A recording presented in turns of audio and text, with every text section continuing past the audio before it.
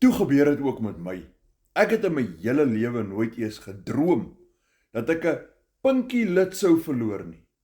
En 4 jaar gelede verloor ek my linkerbeen. Nou dit klink seker vreeslik om te sê mens verloor jou been. My been is geamputeer, reg bokant my knie in die middel van my bobeen. Nou, my naam is Andrei en ek bly hierso in die pragtige Jeffreys Bay omgewing.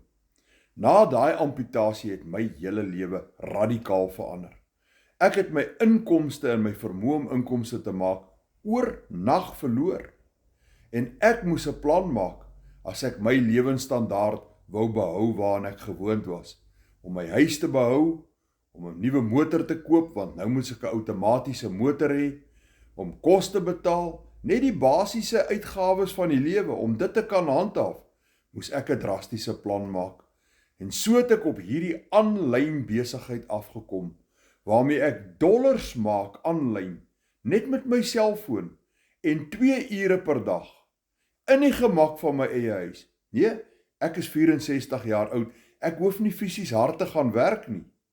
Nou weet jy hoe voel dit, as jy wakker word en daar's 'n payment notification van $300 wat in jou bankrekening inbetaal is.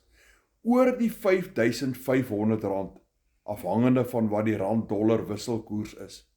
Nou dit gebeur gereeld met my, vandat ek hierdie aanlyn besigheid begin het. Daarom is ek so dankbaar, dat ek met hierdie besigheid kon begin, want vir my is 'n persoon wat nou krepeel is, maak dit die speelveld gelyk. Ek kan nou ook in die ekonomiese mark kompeteer, met mense van 30 jaar oud. Nie dat dit vir my 'n kompetisie is nie, nie dat dit vir my gaan oor die geld nie, maar hierdie besigheid het weer vir my hoop gegee, en 'n nuwe venster op 'n nuwe horison vir my oopgemaak. Ek leer so baie nuwe wonderlike dinge.